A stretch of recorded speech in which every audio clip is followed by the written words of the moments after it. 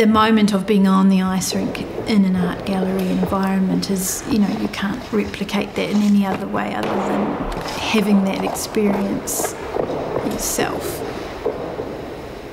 So that's absent, you know. There are a lot of absences. I think there's the absence of the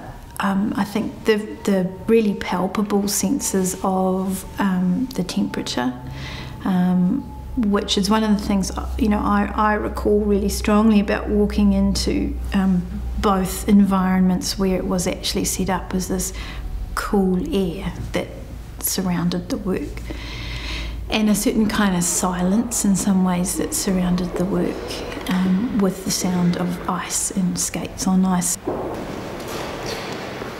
Those are things that, yeah, I think are an absence in the way that it's seen here in Te Papa.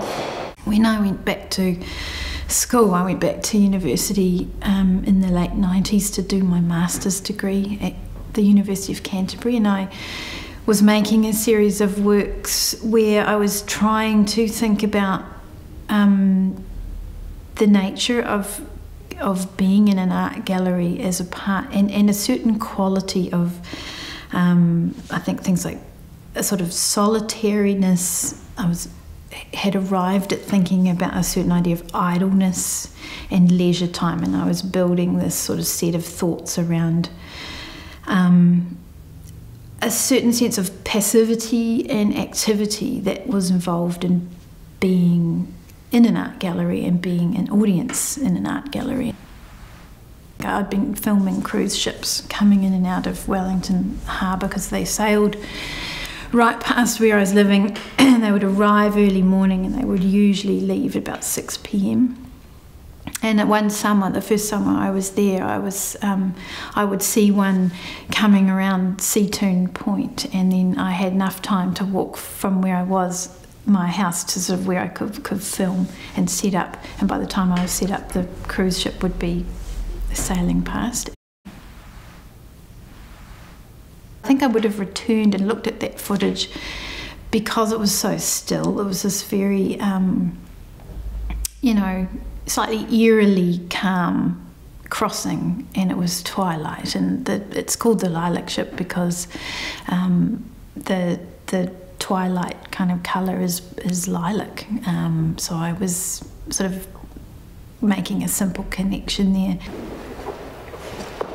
I felt that the ice rink itself needed to be expanded in some way, that there would be something that was in comparison or in contrast to the sort of dense frozen surface of the ice. And so again, thinking about water, liquid mediums.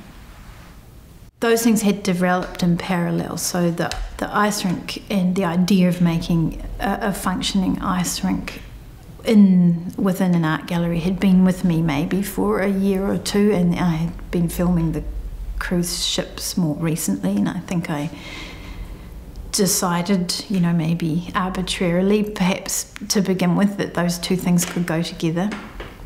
And then once you make an arbitrary decision, sometimes then it actually makes sense after a while.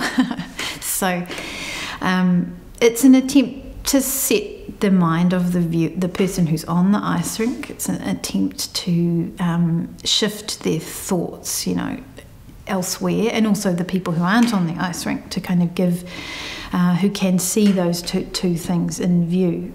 If you're on the ice rink, you can see the projection of the ship, though you're probably concentrating on other things, whereas people who aren't on the ice rink can get a clear view of both of those things. So I suppose it was a conversation I was trying to establish, you know, some sort of to and fro.